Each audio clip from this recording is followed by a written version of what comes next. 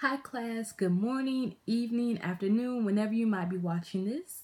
This is Antea Weathers again, and we previously met in my introduction video for the class.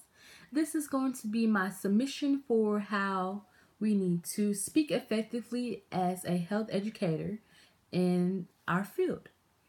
My initial reaction to this assignment was for sure, oh no, I'm freaking out. I don't really like speaking. Recorded is kind of awkward for me.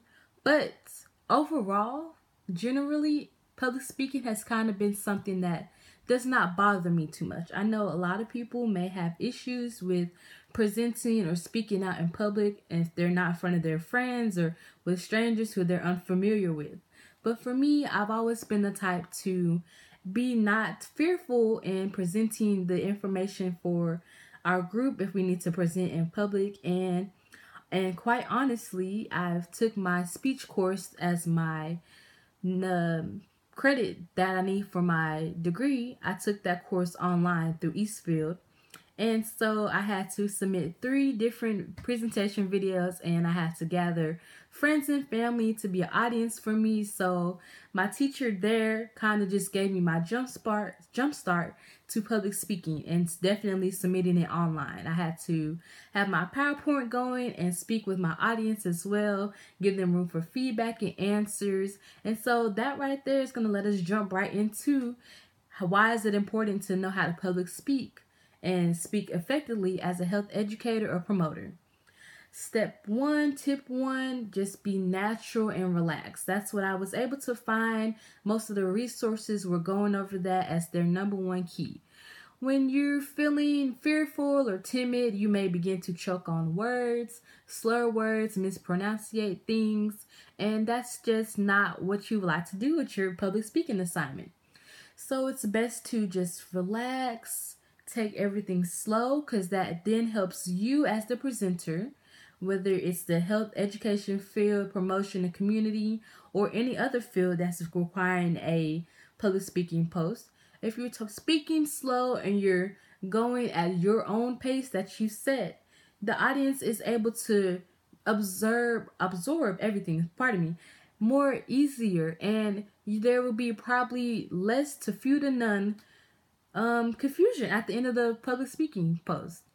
So I want to give an example of another tip as well. When you're going to speak publicly to others in or out the same career field that you're in, it's good to go ahead and have the same language barrier. When I'm saying this, an example was that I found with one of my resources, a colleagues of theirs, which was a psychology trainee, went to a presentation, and the speaker kept using the acronym PCP over and over and over and over in the speech. So that person who was a psychology trainee was thinking that the speaker was referring to PCP, the drug, angel dust. And for me, I know for sure that PCP, angel dust, may have not been the first thing that come to mind, but I'm for sure would have been sitting in the audience as well, like, what is PCP? I wouldn't want anybody to throw acronyms at me that I'm not really sure. There was no guide over from the jump, because it's just really confusing, and then at this point in time, not really listening to what you're having to say, and the confusion continues all throughout your presentation, which is no bueno. So turns out that the speaker was referring to patient care provider, which is a terminology that we'll get in our same field and genre, so we wouldn't necessarily been confused during that speech. But for those who are not really 100% knowledgeable about medical terminology, or not even in that field or area of training, was more than likely confused during her presentation, like the psychology ma'am.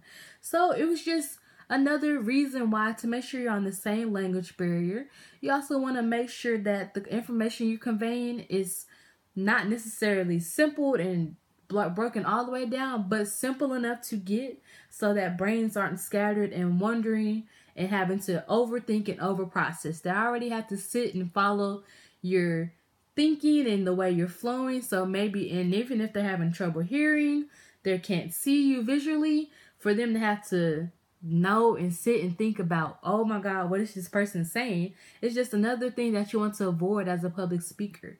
So for me, to improve my public speaking skills, I will begin to slow my words down like I've done today, and notice that what needs to be done is for me to do everything successfully and process things well. So again, slow it down, be mindful of words I'm speaking, language barriers, and kind of make sure that I am able to follow everything in the guidelines for what the public speaking topic may be. As health educators, we may be speaking with those of different languages, ethnicities, income levels. So we're speaking of something that's of higher income, lower income class may have not been introduced to that. And the speaker needs to be knowledgeable that the audience is coming and built of many different characteristics and stuff. So they should research up on the audience.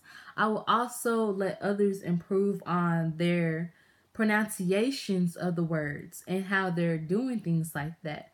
All in all, there's many tips to go on about that, but those are a few that have caught my eye, and I hope that they'll catch your eye as well. And again, I thank you all for watching my presentation.